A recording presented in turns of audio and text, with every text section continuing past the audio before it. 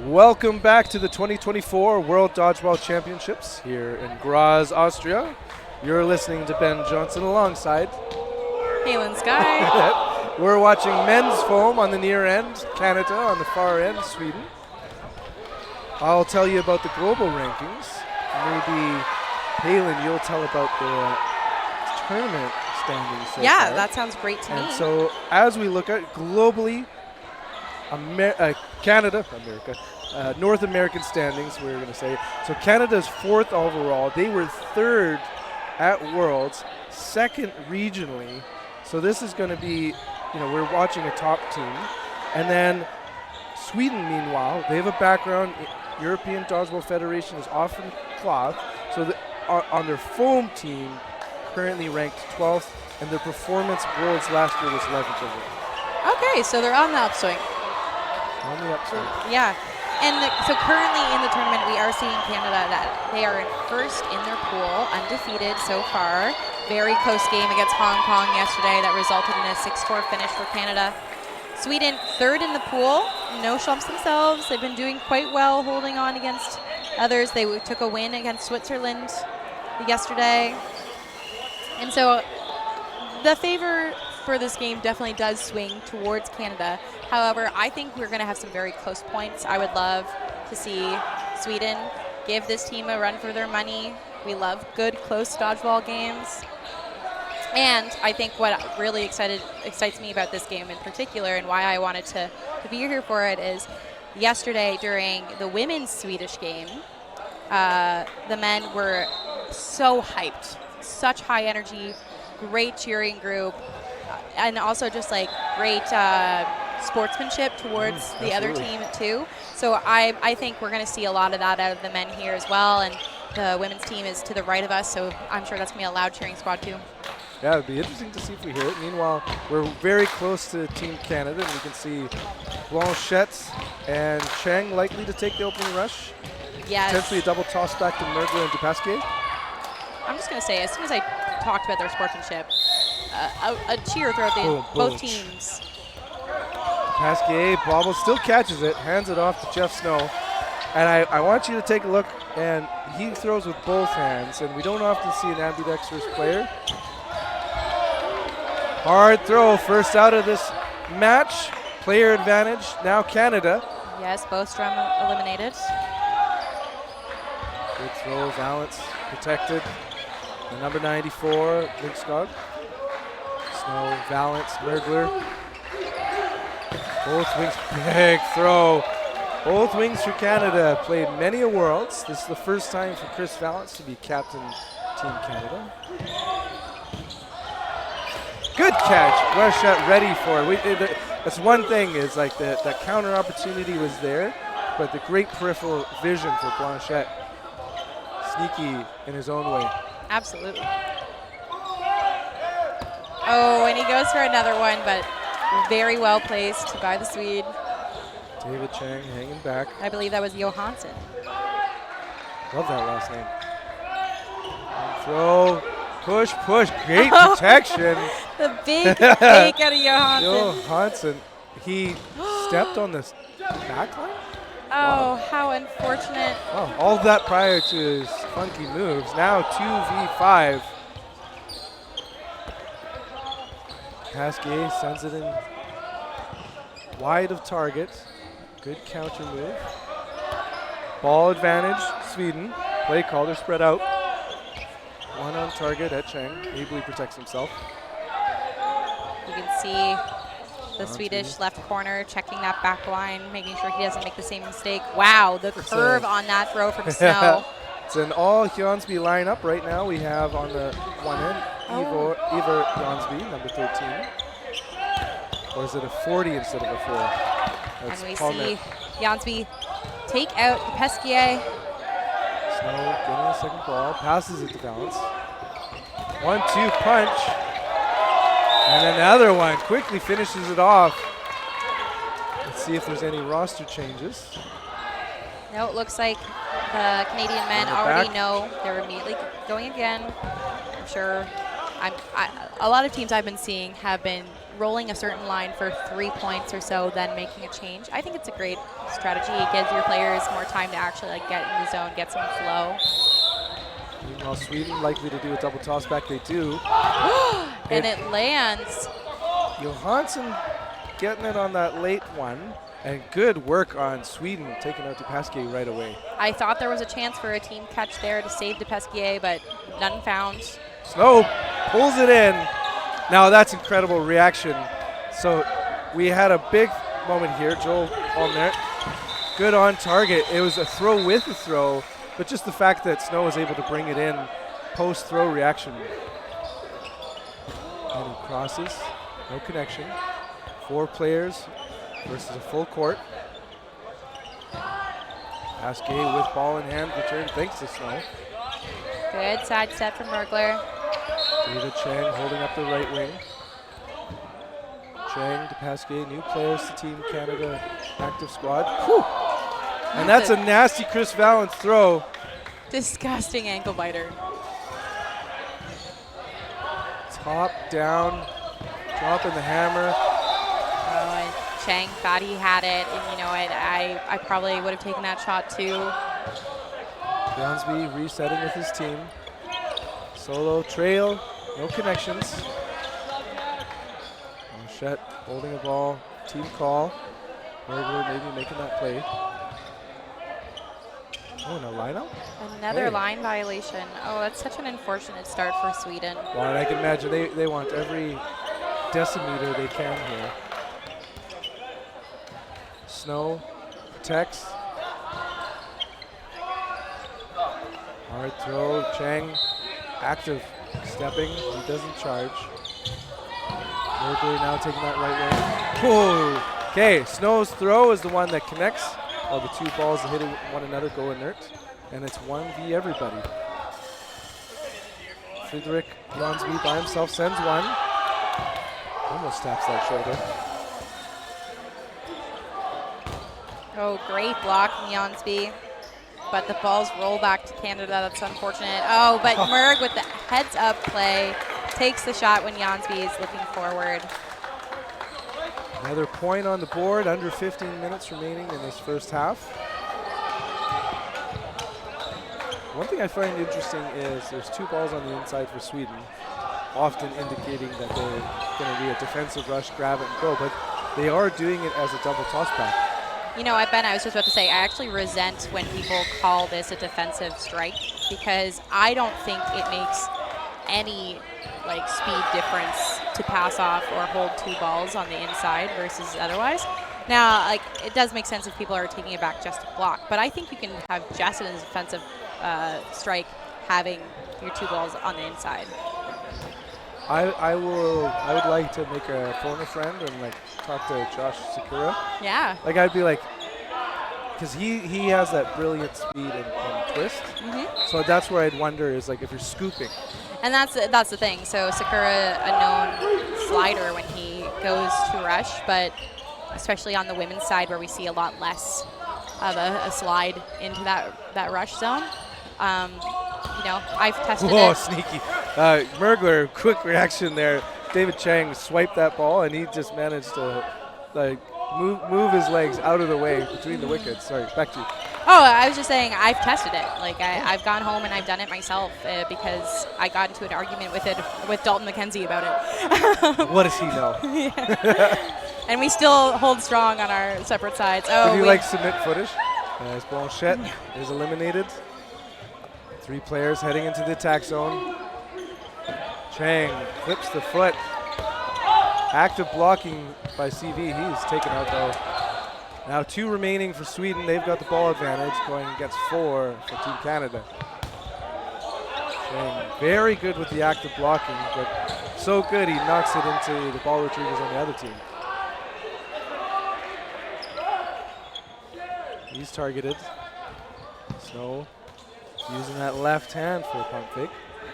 Something I also appreciate. He's got elastic bands to keep his fingers together. Yeah, I've actually had a conversation with Snow about that before. He doesn't like the tape because it's more restrictive. But the elastic bands allow for a little bit of movement without overextension. allows it. Oh, here we go. And good work at that throw there by Janssen. Tagging Mergler. Now the one thing with the new rule is the moment Mergler put his hands on it, that's an out. Whew. And we have a survivor yet again in Friedrich Jansby. He's going up against 4 players for number 4. Yeah, and you see Jansby kind of only throwing with his arm. He wasn't fully stepping into those shots. I like how you explain that because I think for a casual viewer, it's like we all throw with our arms. Yeah, and there's a significant difference in speed and aim when you only throw with just an arm movement rather than a full body movement. And that's good teamwork there as the Cascade splits himself farther to the right, creating an opening for Snow. Absolutely. Yeah, and that's often what you're going to see happen when teams have really good pressure is you're going to see players then just do an arm throw because they don't want to open themselves up to the opportunity of getting hit when they're in a full movement. Meanwhile, a full lineup change. Dan Lack ready to take the opening rush. Maximus Patry as well. Expect Mohamed Yusuf to take that pitch. He does, but it was a little off center and some miscoordination, meaning Dan Lack's off quickly. Meanwhile, Liabel on the left wing. So I guess Blanchette is the common denominator. Dan Foley rips it. Player advantage right now for Sweden. Ball advantage, Canada. Big throw, big out. Winger on winger. Yeah, great shot out of Patry. Rising to the scene in the last couple years. Solo backcourt throw.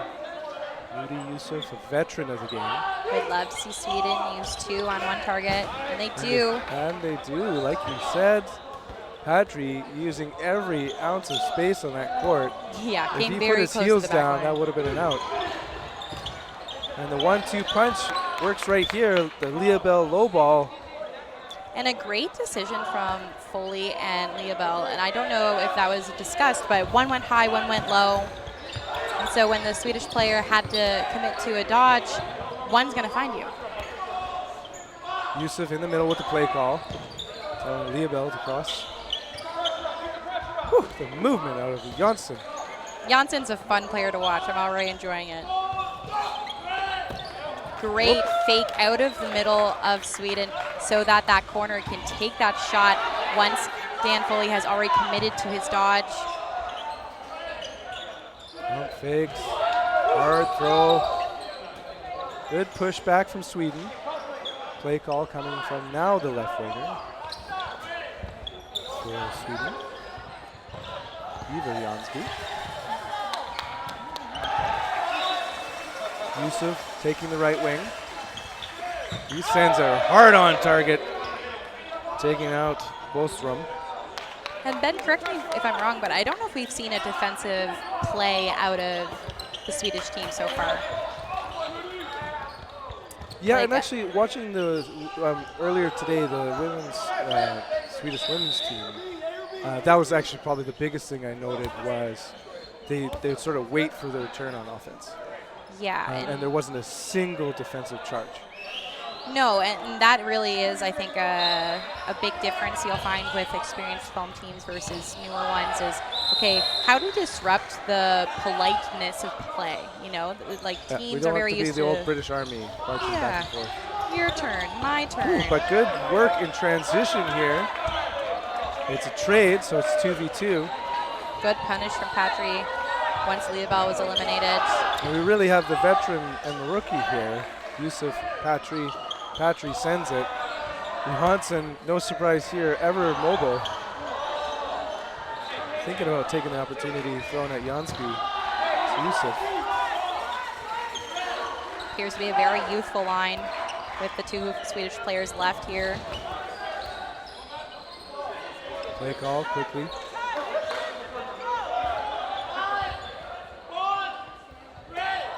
Solo throw. Yusuf's pushing up. Yusuf puts 2 in hand. And a strike. I like the thought that Jonsby had there. You know, that was preparing for some kind of defensive attack there, but Yusuf just being a little more accurate in that exchange.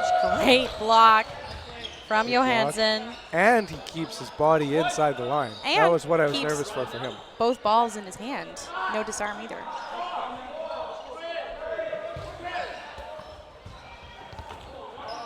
And we say that knowing the velocity of these throwers. Yusuf locked and loaded, providing pressure in the attack zone. Patry waiting in the shadows. Big rip. Good work, Johansson. His burden to throw with the extra balls. He's calling for a third. You know what is funny is actually it was quite critical in the morning game of the ball retrievers for Sweden. It's just a subtle part of the game. At this level, to time up rolling balls in, you see Johansson being like, come on, give it to me. Good active blocking, Patry. It's one thing we talked about before, but like being able to swipe the ball away. Be active in your blocking. Maybe not as active as David Chang was being, as he almost swiped into a teammate and then whipped the ball over to the other side. It's a very interesting tactic, holding the 3 balls right now. Oh, and the disarm comes out of Patry. And we spoke to it before because we know the heat that they can put on those throws. But I do appreciate the third ball and placing it. I've tried to call it like casting because like you can kind of build this mound around yourself to protect. And in the sense that once you release the ball, it will deaden the thrower's ball. So you can kind of toss it up like we saw. Yeah. Kind of providing a little bit of protection. Yeah, any ball that is not in your hand is technically a dead object if something connects with it. So it is a great third aspect of defense to put in front of you. Dan Foley sends it, but I want to see some action out of Dan Lack, who didn't really get an opportunity that previous set. So back to you. Oh, nope. My thought is gone.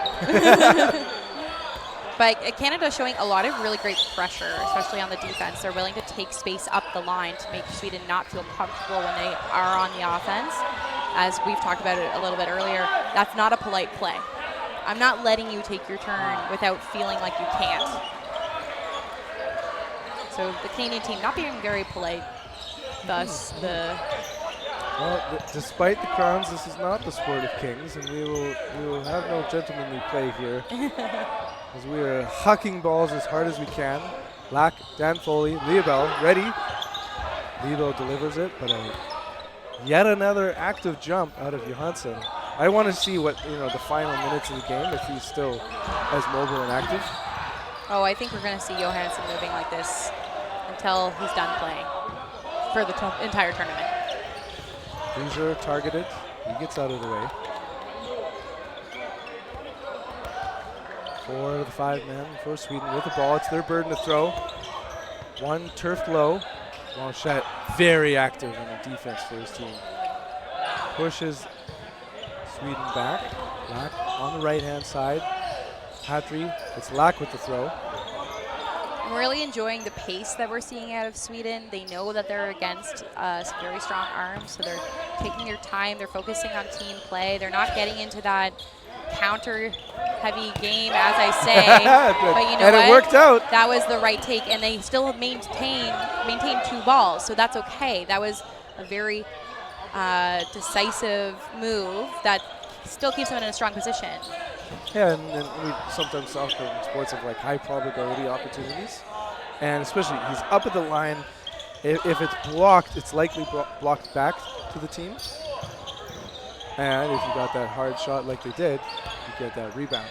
And we see a great false rush there from the Canadians, making it look like, oh, we're going to rush and maybe take this, but they actually wait for the ball to reset, make a team throw, and eliminate Johansson.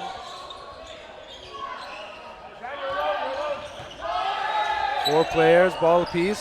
They send 2 on target. Lack, ever so mobile himself, getting in. The beautiful catch!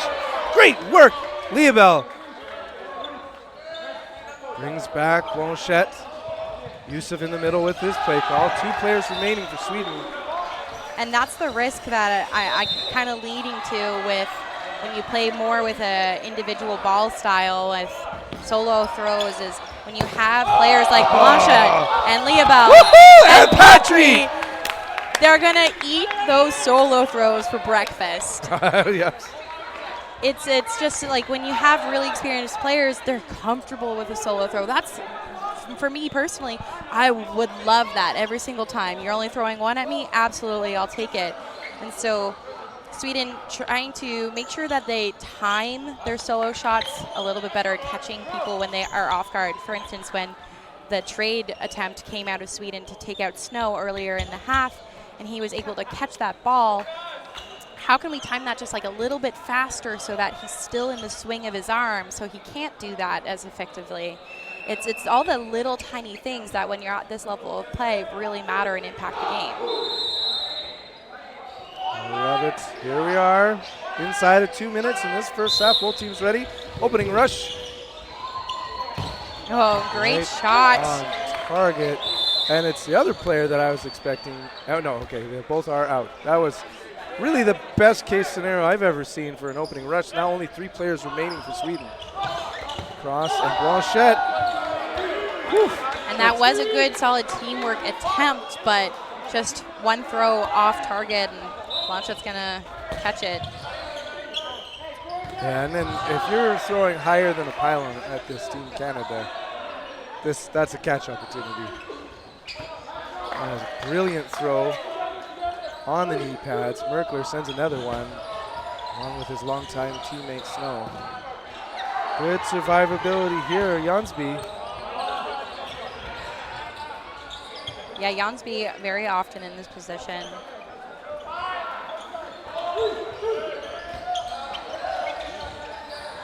He stays alive again. Now sharing with his teammate. Blanchette wants it.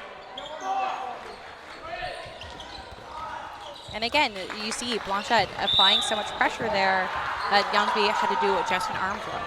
Couldn't step into it properly because Snow was also pinching him on the left side. Another point on the board. Team Canada, we do a 30-second runoff. So we're stopping the clock at 15 seconds. Before no blocking, so this 15 seconds likely to be very chaotic.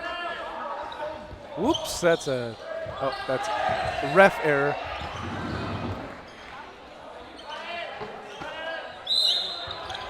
Cascade, brilliant speed, and shovels it way too high. Mergler gets his just off target.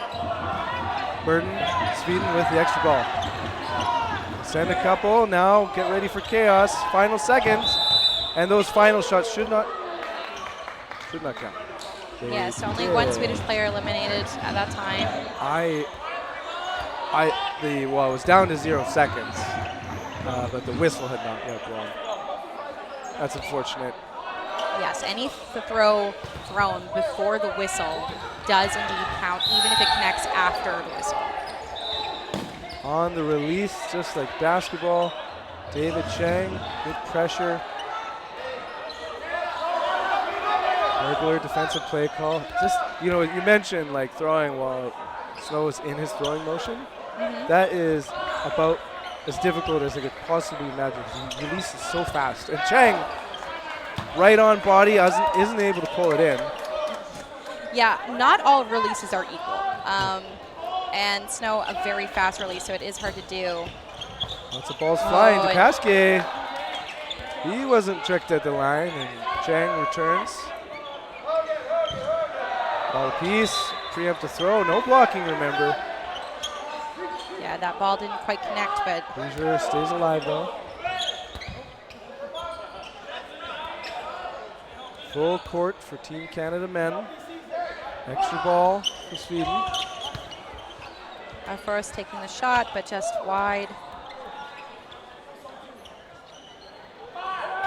And then hustling his attack zone. Blanchette gets his body out of the way, and no blocking results in an out.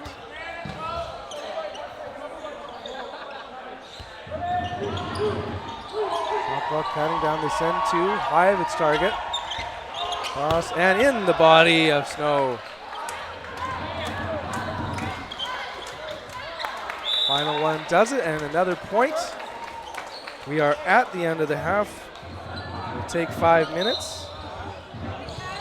Yeah, it's a very interesting game. I think we are actually seeing a very interesting accuracy dilemma for Sweden. Because they're on body, but good. They're in the pocket. But wait, exactly. So it's tough because I think some of the Swedish players now seeing how much the Canadians are catching, wanting to put it a little off body, but then it's way too far wide. It's not even close, unfortunately. And then the ones that are right into the chest. And so I think this is when you kind of have to have a mental reset and tell yourself, okay, well, if they're catching me, it means I'm accurate. So how do I just be more accurate? And so I think you still have the full confidence. You still aim for that body like you have been doing, but maybe change your elevation level. Aim a little higher, aim a little lower. Head, shoulders, knees, and toes? Yeah, head, shoulders, knees, and toes. Have that full confidence going into that throw, even if you have been caught already. Because guess what? Catching's hard. So the likelihood that they're going to... You wouldn't know it from that first half. You wouldn't know it, but it is. It is. You know, Canada making it a little easy right now, but it is hard to do. And the probability of them catching you, not so high the more often you put it on them. So have confidence in Sweden. Like, know that, oh, I am hitting the body, so let me just hit the body harder. Let me hit it a little to the left, a little to the right. And don't be shy, because I know a lot of times when people get caught, they're like, well, now I just don't want to throw at the torso at all, and that results in a lot less accuracy overall. Yeah, well said. One thing it does is, like, maybe if we're doing more crosses, yes, that way we're not kind of straight into the body, because we saw a lot of that of, like, I'm throwing directly at you, and those Canadian players had excellent vision on it because it's right in front of them, and they're just receiving. Yeah, we had a great moment in the first half where I think Johansson hit a very strong fake from the middle, and then we saw Sweden's right corner, I apologize to who it was because I do not remember, took the shot towards the middle player, and they eliminated Dan Foley, and it was a very well set up throw. And that's what we need more from Sweden. We need those cross angles, as you were saying. We need those setups with those pump fakes. And we need to make it a little less predictable and catch them off guard. Make them move, then take advantage of it. Wow, it looks like Byron Wong is activating himself for the second half. Something I appreciate for kind of the way the game has gone is, like, having players who will sort of be in a phase of the game. Yeah, we're seeing a lot of rosters that have more bodies, deeper. A lot of teams here do actually have 14 athletes with them, but only 12 can be activated per game, and they can change their lineup for each individual game. So what we're seeing a lot of times is those deeper teams might actually have two lines, and line one might play the first half, and line two plays the second half, or these two specific players are sitting this game but not the next game, and so when they get back in, okay, you're going to play the full game, but we're going to have a rotating roster around you. It's very nice to see from coaches because they're getting everybody reps. Everyone's here in Austria wanting to play dodgeball. And so giving the opportunity to do that, and then giving rest to the people who will probably be getting a lot more time once playoffs hit. But definitely you want to use all the bodies, get everybody rolling and feeling good about their play, and then have everyone have the appropriate rest. It's a long, long tournament for the teams that have smaller rosters.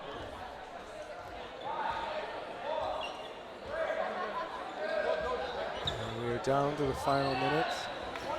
See, okay, this would be a rule that I would want to strictly enforce, is you'd be penalized if your team isn't fully ready at the end of that countdown. You got 5 minutes. There's no excuse to not, like, be totally ready versus at the zero going, oh, time for us to line up. Yeah, I don't mind that as long as you have a working clock.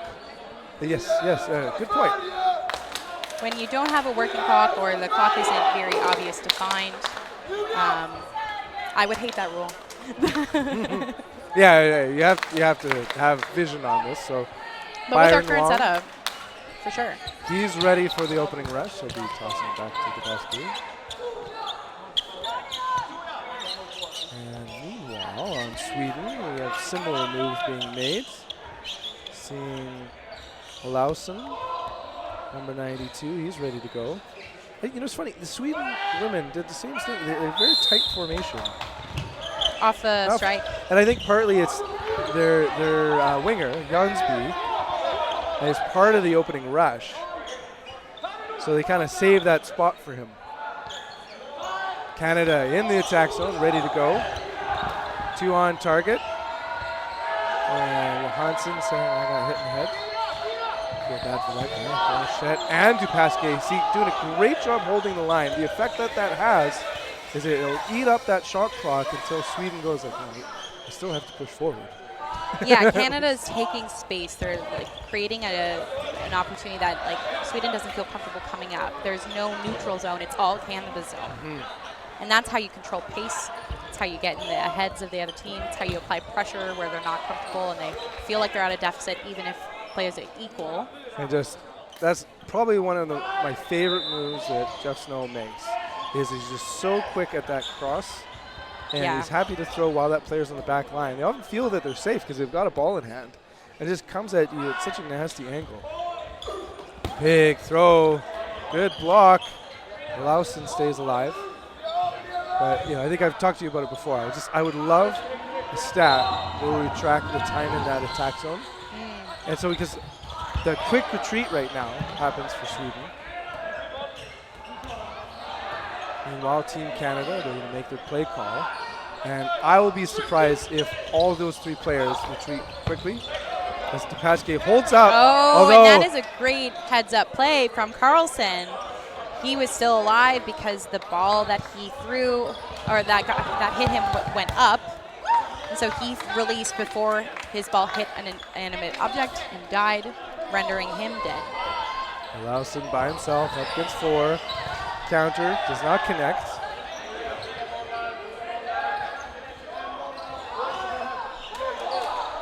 Blanchette readies on defense. Picks up all the way.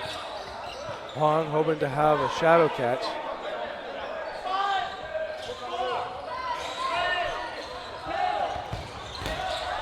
Easily blocked and brilliant speed on that throw. Clips the shoulder. Lawson eliminated. Another point on the board for Team Canada. 8-0. So in terms of pace of play, are you surprised at the number of points? I am. When I was looking at the overall scores for previous games played, I definitely thought Sweden would be having a little bit of a lower pace. And I think they're trying to, but Canada's accuracy is just unrelenting.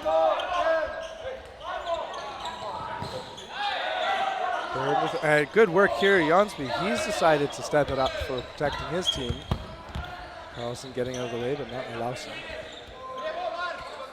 Yeah, I want to see that pressure from Jansby for every player that's in Sweden's corner.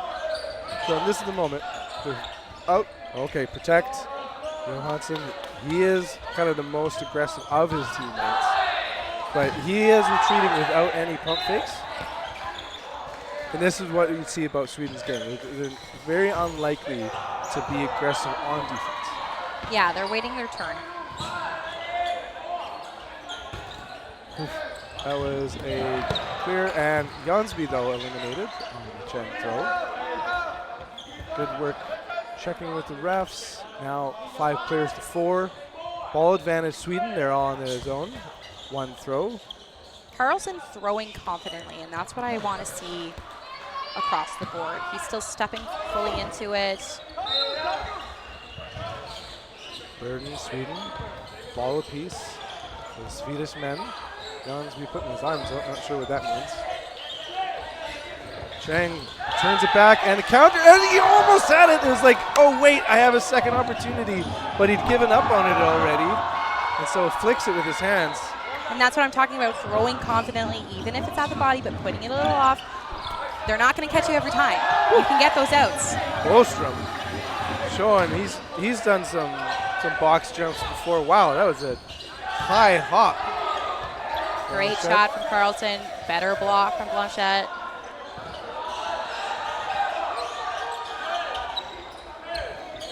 Oh, and a great dodge from Bostrom. That's one thing. He's showing his ability to jump, but also he pulled his chest back Yeah, Bostrom doing a really great thing. He's always square on defense. He's looking, he's active, he's moving around, he's making sure that he's facing his opponents, and he's very quick twitch dodge to whatever adjustment he needs to make. Carlson with an aggressive defensive play, and that's going to be some success for Sweden. Snow protecting him, taking out Johansson. Now 3v3, good opportunity here for Sweden. They've got the burden to throw. Well low Blanchette, and there's that counterattack from Snow, and he sweeps out 2. Yes, Bostrom trying to protect his other player, but unfortunately resulting in a bit of a screenshot. Great shot from Carlson, great dodge. Go. Does it again. And there's timeout a timeout. And a timeout taken. All right, Ben, I think I'm officially on the Carlson hype train. Yeah, he's had great throws, and the fact that he kept himself going post-throw dodge. He's showing the energy and commitment to every move. And I think some of the Swedish players looking a little bit nervous when they're approaching and setting up. The monsters over there. And that's exactly it. Anybody would be nervous when they're against this kind of pressure. But, you know, at this point, what is there to lose? Well, and obviously this is great experience for, if you're newer to this format, because what we know is Byron Wong's been at a gold medal match or semifinal and been able to hold his own, and so there's you lose some of that nervousness just having seen this moment before. And so Carlson, he's got all the skills. We've seen it. Like, one of the most advanced skills is the post-throw dodge, and he's got plenty of balls to throw, but he will not be scaring back these players. I even feel like Blanchette's intimidating with no balls in hand. And you see Blanchette squaring up on a diagonal, because if he chooses to throw across, he wants to catch that. And that's just setting up for success when you're ready for anything. And in the same way a throw channels the ground, so does a great catch. It's like the sturdiness, right? And that was a great fake from Wong to set up a shot from Blanchette. He wanted Carlson to commit to something, and Blanchette just a little wide. Good block. Oh my goodness. And a great throw. Mobile block by Wong. And we see the Swedish bench starting to hype him up.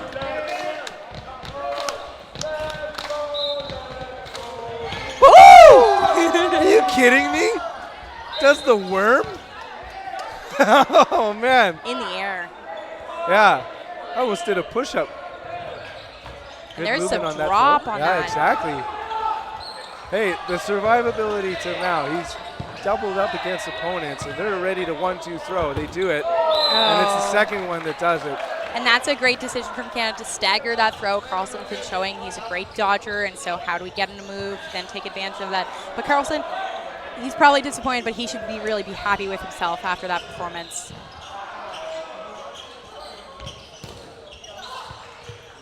They're going to give him a rest, as they should. Now taking the opening rush, force. Johnson all day, every day, tossing it back to Jansby. There's a great shot from Jansby as well. And as we said before, that ball had eyes. It knows how to make its way to hit not one, but 2 players. Double. I didn't even notice it was double. And that's just a straight shot there by Cody Danfola. He's got some trick shots, but let's see what happens now. Ooh. Team catch opportunity. Yeah, you could see Bostrom considered it, and he went, oh, I'm not messing with that. and he didn't need to, because it wasn't a player that had been hit. And this time, Bostrom. Good block. Yeah. Bostrom is definitely putting himself at risk. When he pressures, he kind of cuts in horizontally rather than stepping back and faking. And that's kind of what happens. So if you find yourself in Bostrom's shoes, a good pump fake where you're at and then a retreat is sufficient. You don't need to cut into the lane that player was in, because now you're using your steps and your energy to actually become closer to the rushing counter. Well, it's we like when people use lateral strafe. Up there, and especially just in terms of your ball is protecting directly in front of you, and it's hard to defend that side movement for yourself. Good back and forth, ball up and not catchable. Leoval trying to take advantage of a player looking away. We're down to 2. It was 5-4, now 4-2 in favor of Canada. Mohamed Yusuf goes up. Up fake, protects. Checking in with his teammates for the play call. CDF rips it. CDF. Oh my gosh, you've acronymed Cody Dan Foley's name. Oh, deservedly so. And there's a big rip again. Alausen, I keep feeling like he's just like, hey, I got the ball. Like any time he holds it up there. Noticing Yusuf taking the right wing now. Yes, Canada showing a lot of versatility as to, every player can play everywhere. Well, and I think that's like one of those things when we're used to say, like, we'll call this like an all-star team, when they're not naturally playing together throughout the year. So it can be unsettling when you're maybe used to being in their wing, used to having the ball in your hand. So good on them to kind of give those opportunities for a player who might be like, yeah, I do feel more comfortable taking offense right now. And it keeps, probably as you'd say too, the freshness going.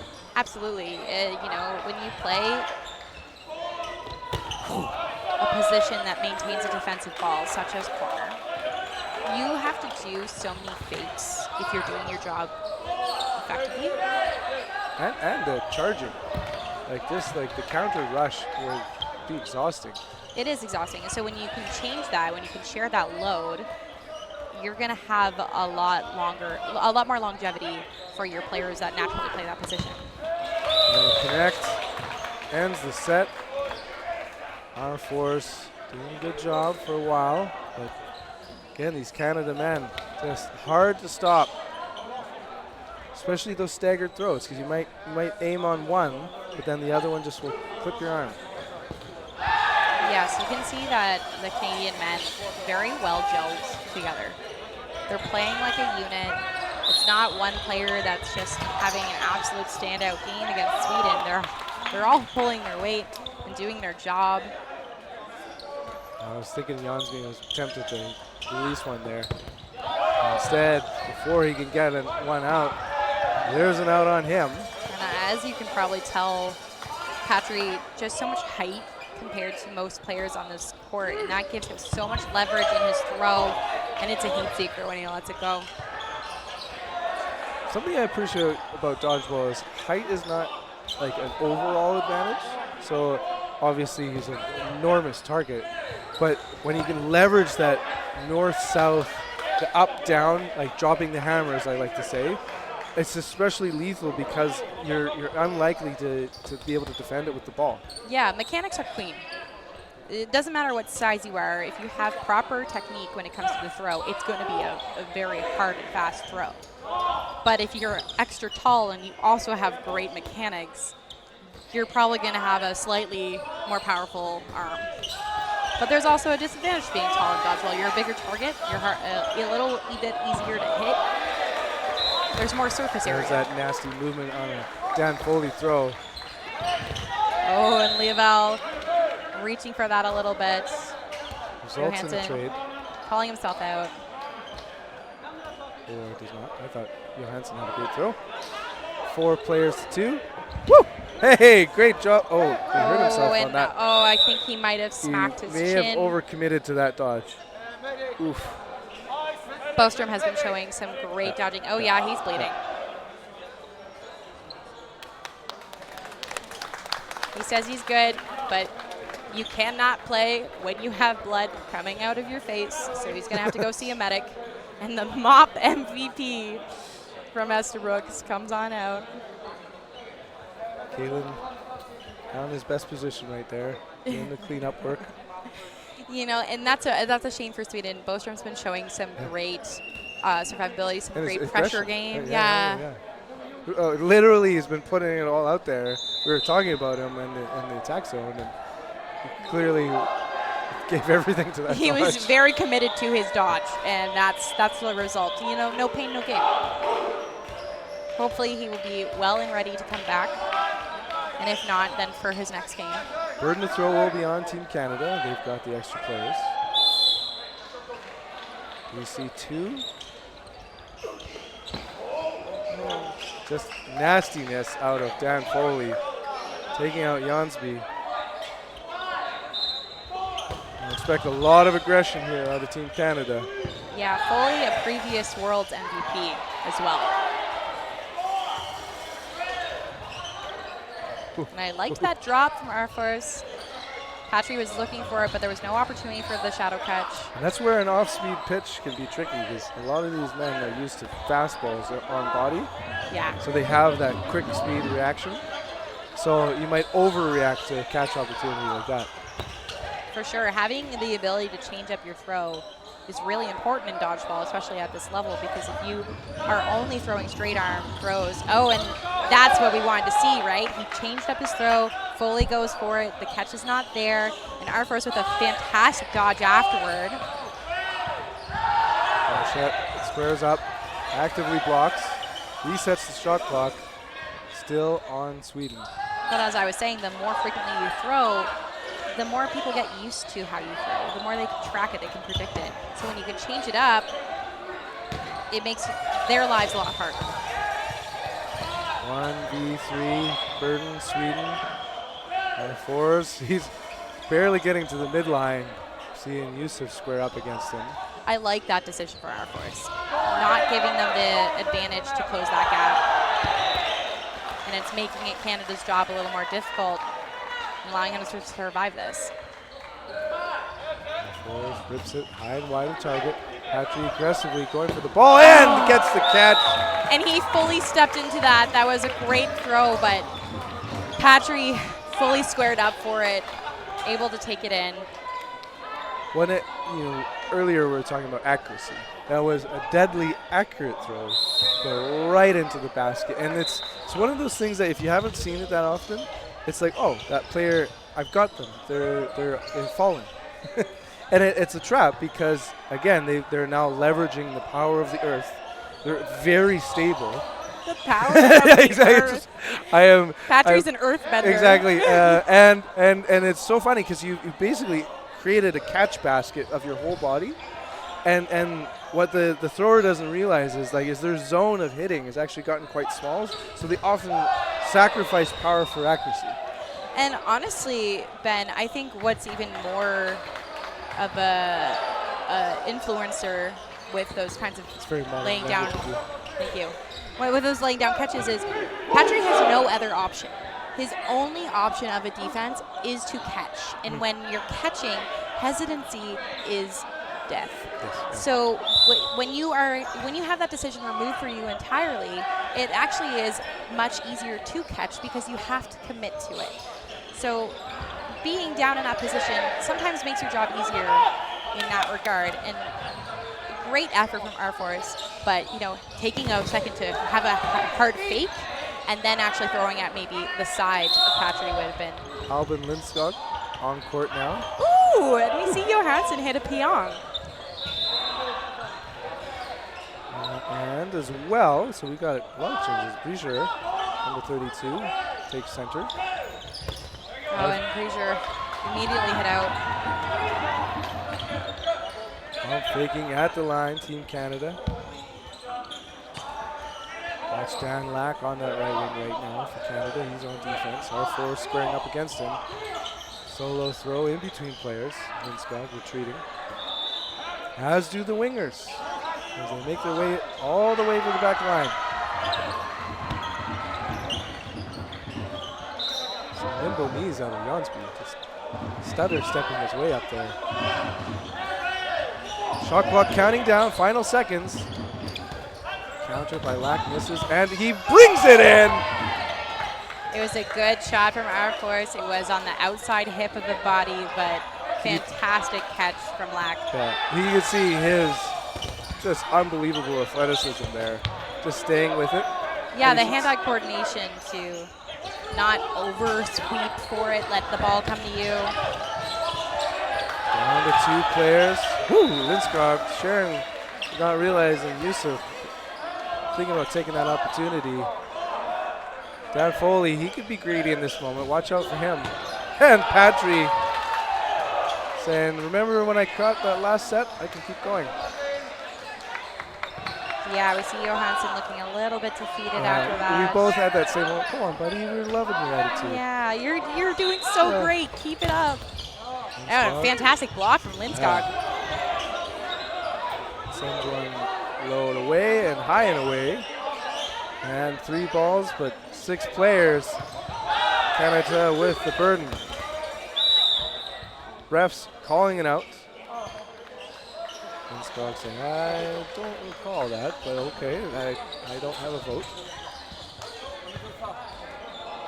That's true. He does not have a vote. Don't you wish we could all just vote when you're in game? If we could have the crowd weigh in. Yeah, oh, no, that would be yeah. awful. Whoever has the biggest audience just wins the call every single time. See, I'd like, as a commentator, a little shot caller. If we like see a ref doing something. Yeah, bad ref. Dan Foley now taking the opening rush. Oops. Because we're the gods right then. Like, we have final say. We always perceive and see all. Yeah, omniscient view. Well, we're literally, we've got that omniscient view. Fortunately, we can't hear every thought or feel. The touch on the players.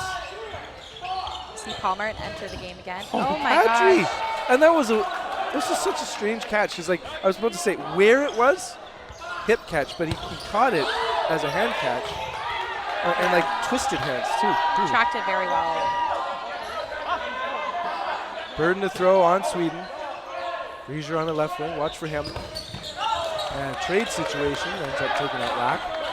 Great shot from Johansson. Rebo pushes up. He didn't even have a ball. He was tricky. That is aggression. I really would have loved one of the Swedish players to take that shot at him. But just the way his ball up. Nice job. And you can see Johansson looking more confident. He's trying to take those aggressive shots. And I think that's what we need. You know, the Canadians have adapted to Sweden's polite play. So when he's being more aggressive, he's finding success. 2 on target. It's clear though, but we need to bring on the mop because. Oh yeah, definitely a mop moment. Johansson has created a little lake on court. We need a sponsor for our mop moment. I actually read in the volunteer WhatsApp yesterday that someone had asked if at the other venue they could get a second mop because their mop was too wet. They needed a new mop. We need Dodgeball memes to come up with some mop material, I think. They've got enough of the overall heat and sun content. Or the Dodgeball shop. We can start, branding our own Dodgeball mops. He needs to have a branded mop. And ready, Blanchette. He is the most aggressive, but he's on defense. 2 balls apiece for Swedish men. And they do aim at Blanchette. Easily pushes that ball away. Now the Wings have it. Still burden to throw on Sweden. And the Swedish men doing a lot of their fakes at the line already. If you can take a fake in your run-up and then fake again when you're actually coming up to the line, you're going to get a lot more power in that throw because you're stepping into it.